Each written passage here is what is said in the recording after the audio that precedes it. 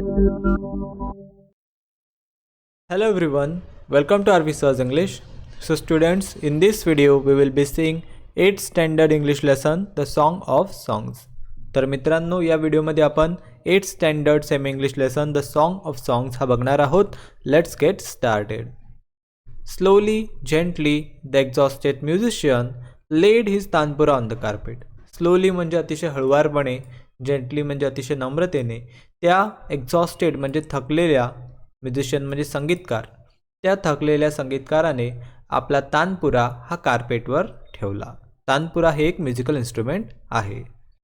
The एक्सक्विसाइट strains of राग दरबारी steel व्हायब्रेटेड within the hall. तर ते जे एक्सक्विसाइट स्ट्रेन्स होते राग दरबारीचे, राग दरबारी हा एक राग आहे, संगीतामधला तो एक प्रकार आहे राग म्हणून, आणि त्याचे जे स्ट्रेन्स होते, सूर होते, एक्सक्विसाइट म्हणजे काय, व्हेरी फाईन अँड प्लेझिंग, अतिशय सुंदर मधुर स्वर, ते अजूनही त्या हॉलमध्ये निनादत होते. Emperor Akbar looked up, his eyes lit with admiration. बादशाह अकबराने वर बघितलं, त्याचे डोळे ॲडमायरेशन म्हणजे कौतुकाने भरून गेलेले होते. वंडरफुल ही सेड, आणि एम्परर अकबर म्हणाला की वंडरफुल, अतिसुंदर. Superb, I listen to you every day but I can't seem to have enough. आणि समोर बसलेल्या त्या म्युझिशियनला उद्देशून एम्परर अकबर म्हणाला की मी तर तुझं गाणं रोजच ऐकतो, पण मला कधीही माझं मन भरल्यासारखं वाटत नाही, म्हणजे नेहमीच मला अजून अजून ऐकत राहावं असं वाटते. अशा प्रकारे एम्परर अकबरनी समोरच्या म्युझिशियनची स्तुती केली. Tansen bowed in silent gratitude. तानसेनने मान झुकवून बादशाहला सलाम केला आणि धन्यवाद दिला. आता तो समोरचा म्युझिशियन कोण होता, त्याचं नाव होतं Tansen. I think you have the most wonderful voice in the world, sed Akbar.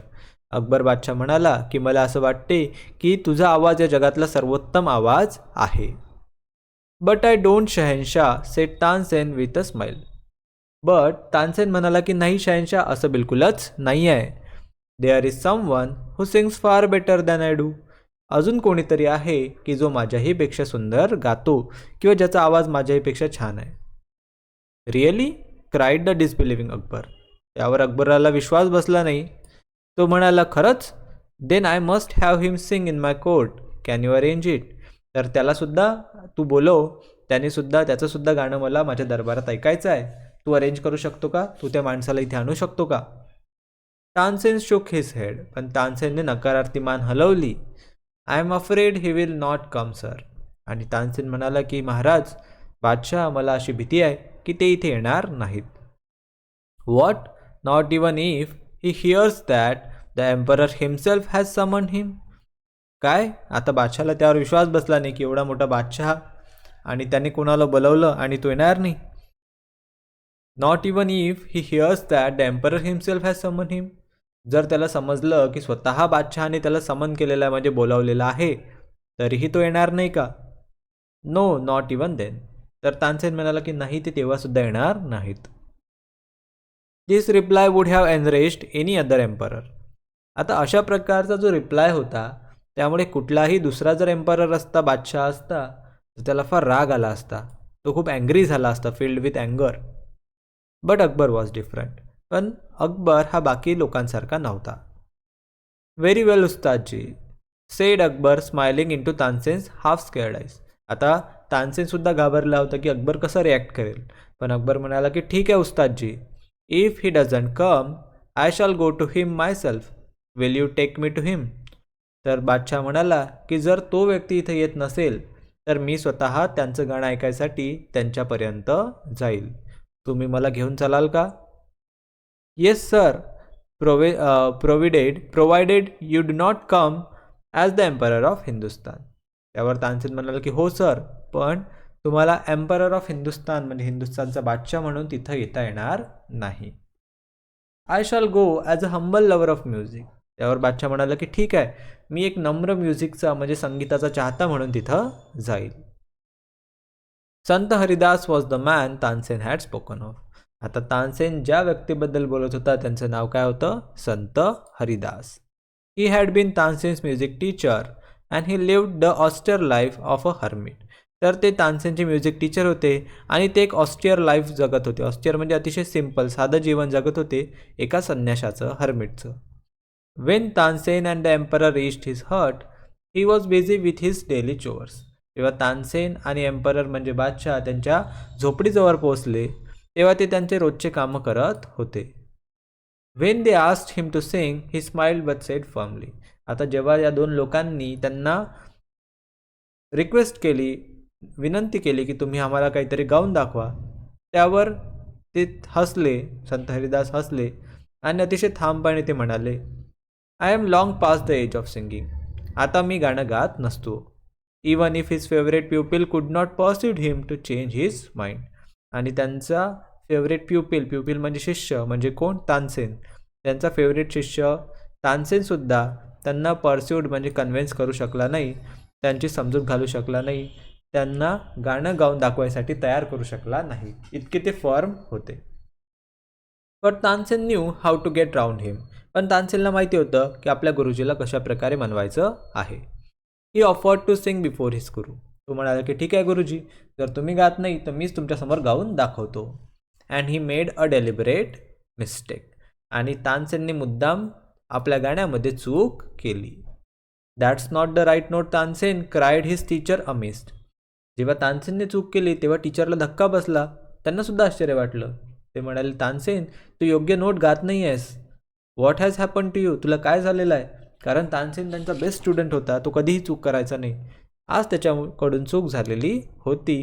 त्यामुळे गुरुजी फार शॉक्ड म्हणजे सरप्राईज झालेले होते, अमेज झालेले होते. Tansen did not seem to understand his teacher and he made the same mistake again. तर तानसेनने असं दाखवलं की त्याला कळलंच नाही गुरुजी काय म्हणाले आणि तानसेनने सेम चूक पुन्हा एकदा केली. एक्झॅपरेटेड संत Haridas took the tanpura from Tansen's hand. तर एक्झॅपरेटेड म्हणजे इरिटेटेड, चिडलेल्या संत हरिदास यांनी तानसेनच्या हातामधून तानपुरा घेऊन घेतला अँड सँग द राईट नोट. आणि त्यांनी योग्य नोट जी आहे ती गाऊन दाखवली. Then he went on to the next and next. त्यानंतर ते पुढे गातच राहिले आणि गातच राहिले. The music spread across the forest like the first glimmer of dawn or the fragrance of jasmine. ते संगीत संपूर्ण अरण्यामध्ये, फॉरेस्टमध्ये पसरलं जणू सूर्याचा पहिला किरण पृथ्वीवर पसरतो किंवा मग जास्मिनचा म्हणजे मोगऱ्याचा सुगंध सगळीकडे दरवळतो, त्याप्रमाणे. Both Akbar and Tansen listen to him as if they were hypnotize. Akbar आणि तानसेन दोघंही असं जणू जीवाचे कान करून ऐकत होते गुरुजीचं म्युझिक, जणू काही ते हिप्नोटाईज झालेले आहेत. And the emperor realize that Tansen had spoken the truth. आणि बादशहाला कळलं की तानसेन खरं बोलत होता. He had not known that music could be like दिस. एम्पररला सुद्धा माहिती नव्हतं की संगीत अशा प्रकारचं सुद्धा असू शकते. He had certainly never heard anything like it before. त्याने म्हणजे बादशाने नक्कीच याआधी इतकं सुंदर काही ऐकलेलंच नव्हतं. As they walk back the emperor suddenly broke the silence to ask Tansen. जेव्हा ते परत जात होते तेव्हा एम्पररनी अचानक शांततेचा भंग केला. तानसेनला विचारलं, why can't you sing like him ustadji. उस्तादजी तुम्ही त्यांच्यासारखे का गाऊ शकत नाही? तानसेन स्माईल. त्यावर तानसेन हसला, म्हणाला, shahenshah, I sing at your command, the command of the emperor of Hindustan. तो म्हणाला की शहनशाह, मी तुमच्या आज्ञेवर, कमांड म्हणजे आज्ञा, मी तुमच्या आज्ञेवर गातो आणि तुम्ही या हिंदुस्तानचे शहनशाह आहे. बट गुरुजी sings for one who is master of even Kings. पण आमचे गुरुजी त्याच्यासाठी गातात जो राजांचा सुद्धा राजा आहे. आणि तो कोण आहे? गॉड म्हणजे देव. His music springs from the depth of his soul, free and unasked for. त्यांचं जे संगीत आहे ते त्यांच्या आत्म्याच्या आतून म्हणजे आत्म्याच्या मुळापासून खोलापासून झिरपते. म्हणजे त्यांच्या आत्म्यापासून ते म्युझिक बाहेर येते आणि ते कसं आहे? फ्री अँड अनास्क्ड म्हणजे अतिशय स्वतंत्र असं ते म्युझिक आहे. कोणाच्या बोलण्यावरून ते कधीही गात नाहीत, तर फक्त देवाच्या सांगण्यावरून ते गातात, देवासाठी गातात. How can I expect my music to be so beautiful and divine. त्यापुढे मी कशा प्रकारे अपेक्षा करू शकतो की माझं म्युझिक त्यांच्या एवढं सुंदर आणि डिवाइन म्हणजे दैवी असणार. आणि असा सुंदर रिप्लाय जो आहे तो यावर तानसेनने दिला. इथे हा लेसन एंड झाला. मित्रांनो, आय होप तुम्हाला लेसन खूप चांगल्या प्रकारे समजला असेल. समजले असल्यास व्हिडिओला नक्की लाईक करा, मित्रांबरोबर शेअर करा. नवीन असाल तर सबस्क्राईब करायला विसरू नका. I will see you in another video. Till then take care. Good bye.